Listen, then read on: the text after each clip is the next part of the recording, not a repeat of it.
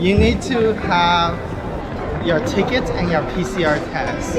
Now, thank goodness I get in for free, but the ticket ain't that expensive. They are like $15 or so. Really crowded. The reason is so many people is because we are this is towards the end of the expo. That's why everyone wants to come and see it. After getting my dose of fried chickens and rice, we need to rock. There is so many chicks to pick up. There's so many exciting pavilions to see. We'll start from the Opportunity District. Its objective is to encourage us to examine how we can unlock the potential of individuals and communities, highlighting that each of us has a role to play in creating change. In short, every action has its effect, not only in our communities, but also across the world. Therefore, individuals' actions matter, but together, through our collective actions, that we can do much more and create a better future for everyone. So, let's see how many pavilions we can be making today. All right, let's take a look. Challenge yourselves. Let's go. So, number one is we're going to Luxembourg. Yes.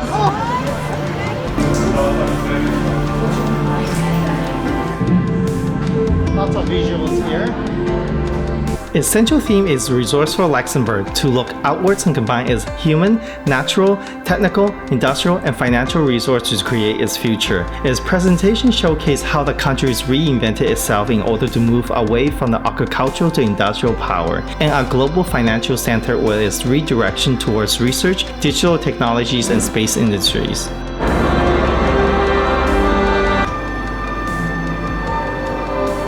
It's actually a really, really good 3D visual they have inside there.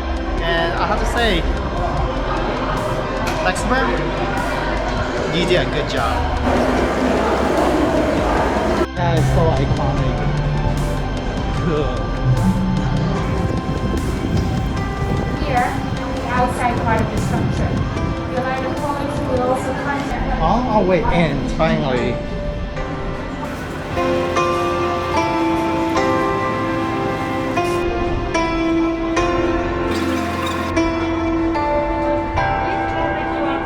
The British Pavilion is inspired by a project from the late scientist Stephen Hawking. The theme was Innovating for a Shared Future, how technology can transform every aspect of human experience and beyond, including healthcare, transport, energy, and climate change, with an impact yet to be fully realized.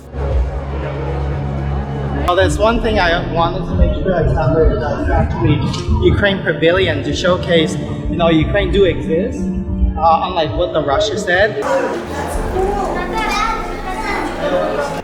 Since the unprovoked, unjustified Russian invasion of Ukraine, we have all witnessed death and destruction on the media. I wanted to showcase there's more to Ukraine than being a war-torn country. A place where you actually go get a piece of paper and you can actually write your message, wherever that might be, to support Ukraine. As you can see, we are all united for one thing, and that is against Russia. The theme for Ukraine's pavilion is Smart Ukraine, connecting the dots and showcasing how the future technology and clever ideas can help create a more balanced world. Smart living, smart thinking, and smart feeling will come together. On the first floor, one of the highlights is vast field of real wheat where visitors can breathe fresh air and sense of natural flavor of Ukraine fields. Installation Thinking consists of an art object, the cube, which has surface of different texture. It symbolizes thinking of Ukraine, which is a country with huge creative and intellectual potentials.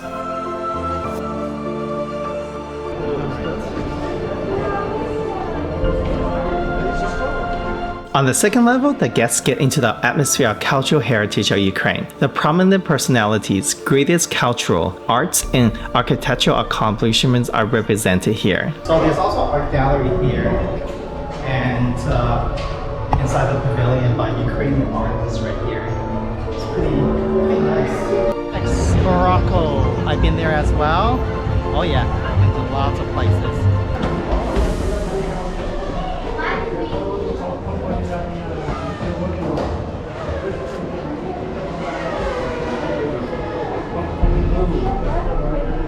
I think I have legit. Now When in Morocco, I've never seen penguins. Maybe it's something that I missed. Actually, it's Monaco, not Morocco. Inspired by the Rock of Monaco, this gem-like polygonal pavilion takes you to a multi-sensory journey through the mirror exhibition spaces, replicating the sight and smell of French Riviera. Now, as you can see, actually, every single pavilion has a show. So this show is starting in about a couple minutes. So let's have a look.